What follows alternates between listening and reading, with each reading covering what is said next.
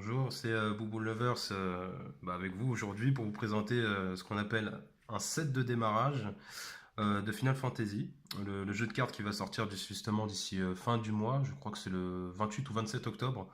Bon, j'ai eu la chance de l'avoir en avance, donc je vais vous présenter aujourd'hui un set de démarrage.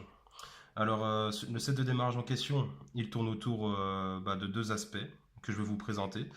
Et le protagoniste principal est Lightning. À mon avis, vous vous reconnaissez pour certains. Lightning, le personnage principal de Final Fantasy XIII.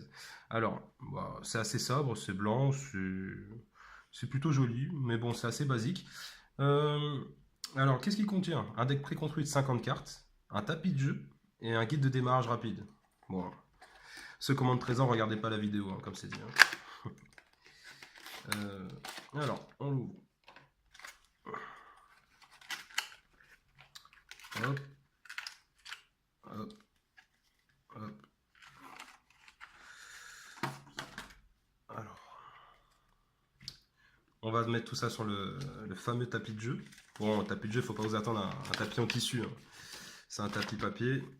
Alors, d'un côté, vous avez toutes les futures améliorations à effectuer pour votre deck. En l'occurrence, celui-ci, par exemple. Vous pouvez voir que vous pouvez rajouter des cartes en achetant ce qu'on appelle des boosters, des petits paquets de cartes. Euh, Dans ce jeu, les paquets de cartes font 12. Ils offrent 12 cartes pour, on va dire, 4 euros et quelques. 4 euros et quelques centimes. Voilà, vous pouvez améliorer vos différents decks. Là aujourd'hui, je vais vous présenter celui-ci. Alors voici ce que donne le fameux tapis de jeu. Comme vous pouvez voir, vous avez la zone pour mettre ce qu'on appelle votre deck, le paquet de cartes préconstruit que vous avez là, les 50 cartes. Vous avez ce qu'on appelle la break zone. La break zone, c'est l'endroit où vous posez vos cartes mortes. Vous avez ce qu'on appelle le terrain. Bon. Vous avez ce qu'on appelle la damage zone. C'est un endroit où vous mettrez vos dommages reçus. Justement, sans vous montrer les cartes, je vais juste vous parler brièvement du but du jeu. Vous êtes bien sûr deux joueurs. Vous avez votre adversaire en face de vous. Et le but du jeu, c'est de lui infliger 7 points de dommage. À partir du moment où vous infligez 7 points de dommage à votre adversaire, vous remportez la partie. Voilà. Et vice-versa. Et sur ce fameux tapis de jeu, vous avez la structure d'un tour, la structure type d'un tour. Euh, voilà. Bon, passons aux choses sérieuses. Vous êtes venu voir les cartes, je vais vous montrer les cartes. Donc voici Lightning. Vous en avez un certain nombre. Et ah oui, petite précision, vous avez le droit à 3 fois la même carte dans le deck. 3 fois la même carte.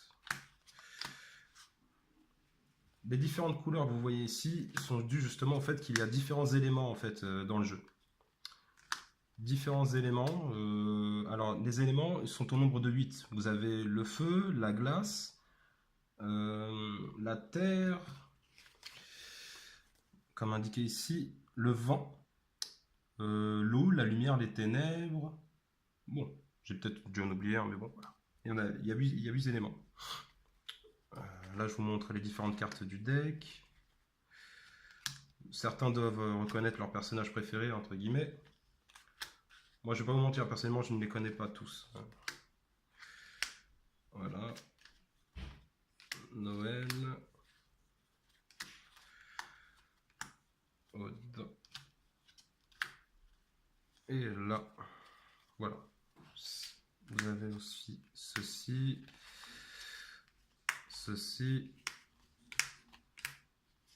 On va mettre là. Sidren.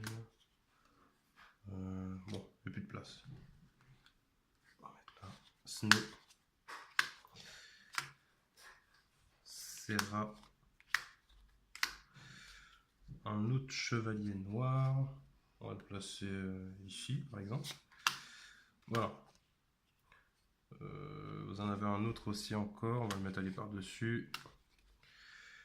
Et on va dire qu'on va mettre Shiva ici. Donc voilà, vous avez exactement 50 cartes. Maintenant, je vais vous parler des 3 différents types de cartes qui existent dans ce jeu. On va vous mettre... on va commencer par le plus simple. Lightning, c'est ce qu'on appelle un avant. Odin, c'est une invocation, c'est l'équivalent des sorts dans dans différents types de jeux comme Hearthstone, etc. Vous avez ce qu'on appelle aussi les soutiens. C'est l'équivalent du mana dans d'autres jeux. C'est ce qui vous permet de payer pour pouvoir poser des avants et faire des invocations. Voilà, brièvement, ça vous sert à ça. Maintenant, euh, on va parler brièvement d'une composition de cartes. Ah oui, j'ai oublié de préciser, les avants servent à attaquer votre adversaire ainsi qu'à bloquer. Voilà.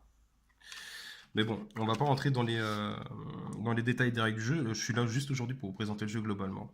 Alors, passons aux choses sérieuses. Alors, une carte. Là, vous avez son nom, bien sûr, Lightning. Là, vous avez son coût. Là, elle coûte 6. Donc, il va falloir produire 6 ressources pour pouvoir la poser.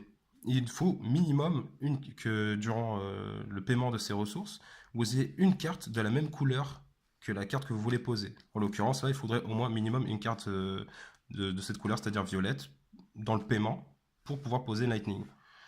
Ensuite, vous avez le type de carte que c'est. Là, c'est un avant. Un avant sert, comme je vous ai dit, à bloquer ou à attaquer. Vous avez ensuite la catégorie. La catégorie, c'est plus précisément, je peux pas vous dire exactement ce que c'est, mais bon, c'est une catégorie de personnages affiliés. Lightning a fait partie de l'opus numéro 13. Donc là, c'est un personnage de catégorie 13. Voilà, je ne pourrais pas vous expliquer pourquoi exactement. Là, c'est un attribut ravageur. Je ne sais pas exactement à quoi ça sert pour l'instant. Et là, vous avez son effet. Je ne vous lis pas l'effet, ça ne sert à rien. Si vous n'avez pas encore joué, ça ne sert pas à grand chose que je vous lise l'effet. Ensuite, vous avez son attaque qui correspond à son attaque et en même temps à sa vie. Pour un avant, voilà. Un avant, comme il sert à attaquer, comme je vous ai dit, à bloquer, il a aussi une attaque donc qui lui permet d'attaquer et une vie. Et qui est égale justement ici pour Lightning à 8000. Voilà globalement à quoi sert un avant. Vous avez ensuite les invocations. Les invocations, comme je vous dis, c'est l'équivalent des sorts. Vous payez leur coût, effectivement, et ensuite vous appliquez l'effet qui est indiqué ici. Voilà, globalement à quoi sert une invocation, c'est l'équivalent d'un sort dans Magic, de la magie dans Yu-Gi-Oh! Voilà. Et les soutiens. Les soutiens, c'est toujours les mêmes choses, vous devez payer aussi pour les poser. C'est assez intéressant parce qu'ensuite ces cartes vous permettent en fait de produire ce qu'on appelle dans le jeu Final Fantasy des CP, mais c'est l'équivalent du mana ou des cristaux dans Hearthstone ou dans Magic. Voilà, globalement. Voilà. J'ai fini pour aujourd'hui pour cette petite présentation. Je vous ai présenté aujourd'hui le deck Final Fantasy XIII. N'hésitez pas à vous abonner. Si vous avez d'autres suggestions, des questions, je n'hésiterai pas à répondre en commentaire. Voilà, à bientôt.